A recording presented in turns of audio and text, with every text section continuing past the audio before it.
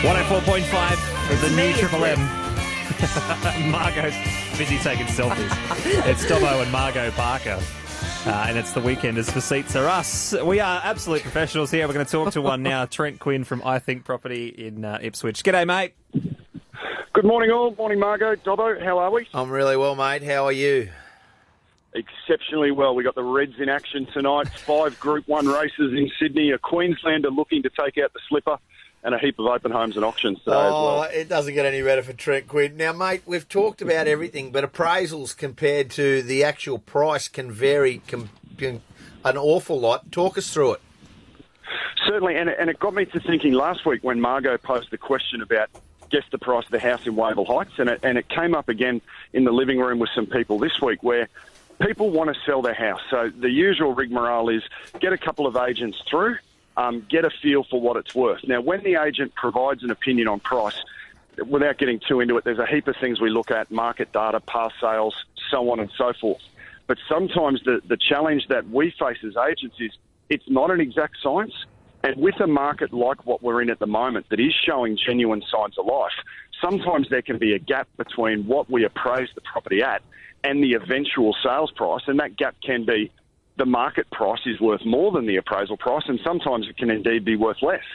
And sometimes it's just about what people want to pay for the house. You know, there's that old saying, it's only worth what someone's willing to pay for it. Do real estate agents come in and tell you a price that, you know, that they want to hear, or...? Well, it depends. They shouldn't. It should be based on, based on X, Y, Z, Mr. and Mrs. Seller, we deem in the current market that your house is worth between X and Y dollars. However, you hit the nail on the head, Margot. To some buyer, the house at number 1 Smith Street might be worth considerably more to another buyer. And that may be, you know, it's got the extra bedroom, it might be it's got the back deck. A big thing now is it might be that it falls into a catchment area for a school that they're particularly looking at for their children. Yeah, because I get emotionally involved, obviously, as a house owner, and when an agent tells you your house is worth this much and you think it's worth this much, it becomes kind of like a bit of a personal attack, and you kind of get a bit defensive about it. So it's finding that fine line between what you think your property's worth, what it's actually worth, and then what someone's going to pay for it. Correct, and there's a myriad of ways that you can handle that, and I mean, I guess it comes back to my thing that we've spoken about in the past, and that's another key reason why you wouldn't put a price on your property and you'd entertain bringing it to the market via auction. But that's another whole conversation. But the gist of the story is if you're looking to sell your home and you get a number of agents out there, if whoever tells you it's worth the most gets the listing, that's not the way to go about it. At the end of the day, it's your asset to sell. Interview a couple of agents, and whichever agent you think is the best to represent your home, you like their style, you like their track record in the area, well, then engage that agent and tell them what you would like to list the property at.